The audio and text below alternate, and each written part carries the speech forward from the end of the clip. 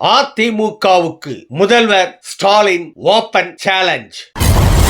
விஜய் செய்வது மன்னிக்க முடியாத குற்றம், நடிகை பேச்சு.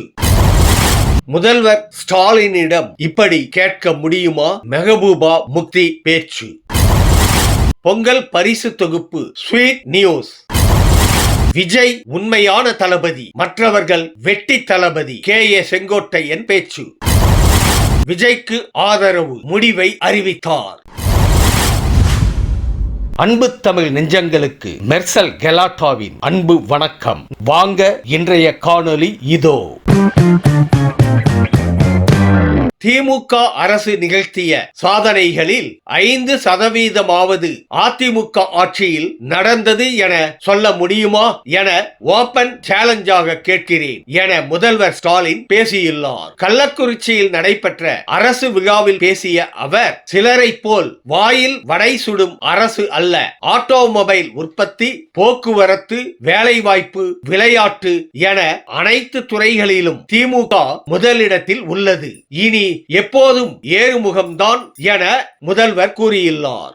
அடுத்து 20 லட்சம் கல்லூரி மாணவர்களுக்கு லேப்டாப் தரப்போறோம். அதுவும் AI என்கிற செயற்கை நுண்ணறிவு சந்தாவோட கொடுக்க போறோம். இதெல்லாம் சொல்ல சொல்ல எனக்கு மூச்சு வாங்குது.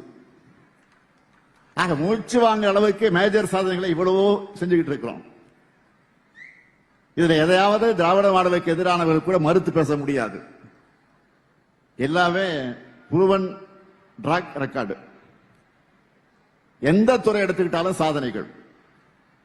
ஒன்றிய அரசு வெளியிடக்கூடிய தரவரிசை எல்லாத்திலையும் நம்பர் 1 ரேங்க் நம்ம தான். உலக அளவிலான விருதுகள். நெஞ்சை நிமிர்த்தி காலை தூக்கி நடக்கிற மாதிரி தமிழ்நாடு இன்றைக்கு முன்னேறிட்டு இருக்கு. நான் கேட்கிறேன், இதுல 5% அதிமுக ஆட்சி காலத்தில் நடந்ததா? அவங்களால சொல்ல முடியுமா? இது என்னுடைய ஓபன் சேலஞ்ச். தைரியம் இருந்தா சொல்லுங்க. 5% சொல்லுங்க. 10 ஆண்டு அதிமுக ஆட்சியில பாழ் போன தமிழ்நாடு திராவிட மாடலுடைய 4 ஆண்டுல துள்ளி குதிச்சு இன்னைக்கு எழுந்திருக்கு. இன்னைக்கு எப்போதும் ஏறுமுகம் தான். ஒன்றிய அரசோட வஞ்சகத்தை மீறி அவங்களுடைய உதவி இல்லாமலேயே இன்னும் சொல்ல போனா தமிழ்நாடு வளரவே கூடாதுன்னு அவங்க போடுகிற ஸ்பீட் பிரேக்கரை எல்லாம் தாண்டி தான் இந்த இடத்துல நம்ம நிக்கிறோம்.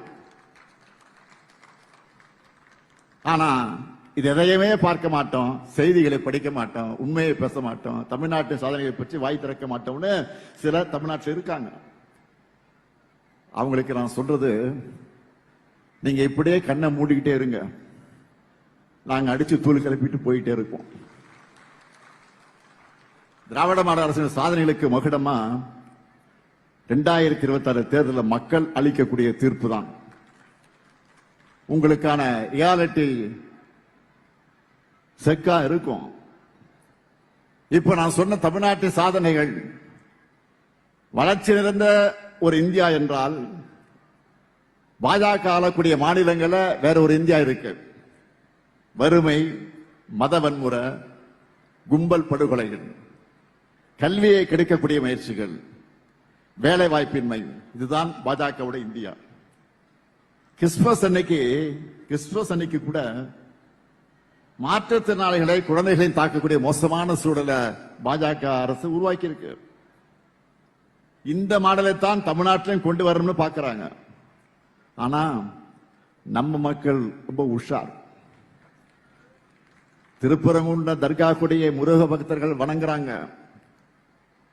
மதுரை சித்திரை திருவிழாவுக்கு வரக்கூடிய இந்து பக்தர்களுக்கு பள்ளிவாசல் மாடை இஸ்லாமிய சகோதரர்கள் ரோஸ் மில்க் கொடுக்கறாங்க. தை முதல் நாள் அன்னைக்கு தேவாலயத்தில் பொங்கல் வச்சு படைக்கிறாங்க. கிறிஸ்துமஸ், ரம்ஜான் வந்துட்டா இந்து நண்பர்கள்லாம் கேக் பிரியாணி எங்கன்னு உரிமையா கேட்கிறாங்க.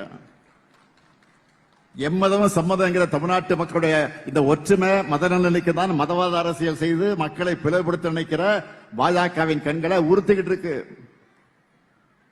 அவங்க எத்தனை அடிமைகளை சேர்த்துக்கிட்டு அண்டர்பல்ட் அடிச்சாலும் சரி, ஒற்றுமையா வாழக்கூடிய தமிழ்நாட்டு மக்களிடம் மதவெறியை தூண்ட முடியாது. இந்த ஸ்டாலின் இருக்கிற வரைக்கும், எங்க திராவிட மாடல் அரசு இருக்கிற வரைக்கும் உங்களுடைய மதவெறி ஆட்டத்துக்கு இங்க இடம் கிடையாது. திருப்பரங்குன்றம் விவகாரத்தை கண்டித்து ஆந்திரா துணை முதல்வர் பவன் கல்யாண் அறிக்கை விடுகிறார். ஆனால் இங்கே பனையூரில் இருக்கும் விஜய் அதை பற்றி பேசாதது மிகப்பெரிய தவறு என நடிகை கஸ்தூரி விமர்சித்துள்ளார். மேலும் நீதிமன்ற அவமதிப்பு, இளைஞர் மரணம் என திருப்பரங்குன்றம் விவகாரம் தொடர்பாக மனிதாபிமான அடிப்படையில் ஒரு அறிக்கை கூட விஜய் வெளியிடாதது மன்னிக்க முடியாத குற்றம் என நடிகை கஸ்தூரி கடுமையாக சாடியுள்ளார். செய்தியாளர்களை சந்தித்த ஜம்மு காஷ்மீர் முன்னாள் முதலமைச்சர் மெஹபூபா முஃப்தி காஷ்மீரி மொழியில் பேசினார். அப்போது உருது மொழியில் பேசுமாறு பத்திரிகையாளர் ஒருவர் வலியுறுத்தினார். இதனால் ஆத்திரமடைந்த முஃப்தி ஜம்மு காஷ்மீரில் எஞ்சியிருப்பது காஷ்மீரி மட்டும்தான், இதையாவது பாதுகாக்க வேண்டும் என்றார். தன்னை வேறு மொழியில் பேசச் சொல்லும் நீங்கள் தமிழக முதல்வர் ஸ்டாலினை உருது அல்லது ஆங்கிலத்தில் பேசச் சொல்லி கேட்க முடியுமா என கேள்வி எழுப்பியுள்ளார். பொங்கல் பண்டிகைக்கு 20 நாட்களே உள்ள நிலையில் பொங்கல் பரிசு தொகுப்பு மீதான எதிர்பார்ப்பு அதிகரித்துள்ளது. இந்த நிலையில் பச்சரிசி, சர்க்கரை, முழு கரும்பு, ஏலக்காய், முந்திரி, உலர் திராட்சை அடங்கிய பரிசு தொகுப்பு ஜனவரி 2வது வாரத்திற்குள் வழங்கப்படும் என தகவல் வெளியாகி உள்ளது. அதேபோல் முக்கியமாக ரூபாய் 3000 பரிசு தொகை வழங்குவதற்கான அறிவிப்பையும் ஓரிரு நாட்களில் அரசு அறிவிக்கும் என்றும் தகவல்கள் தெரிவிக்கின்றன.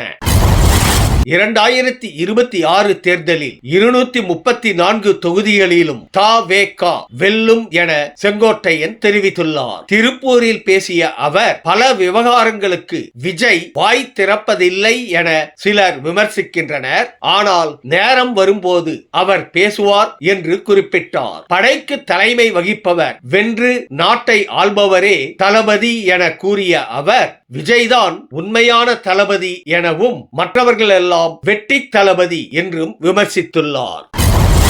விஜயின் அரசியல் வருகை புதிய மாற்றத்தை ஏற்படுத்தும் என பிரபல நடிகர் கிச்சா சுதீப் ஆதரவு தெரிவித்துள்ளார். சினிமாவின் உச்சத்தில் இருக்கும் போதே அதை விட்டுவிட்டு அரசியலுக்கு வருவது சாதாரண விஷயமல்ல என்றும் அவர் கூறியுள்ளார். விஜயின் அரசியல் வருகைக்கு பிறகு சினிமா பிரபலங்கள் பலரும் பொது இடங்களில் கருத்து கூற மறுத்து வருகின்றனர். கர்நாடகாவில் சுதீப் அரசியலில் குதிக்க உள்ளதாக ஒரு பேச்சு உள்ளது.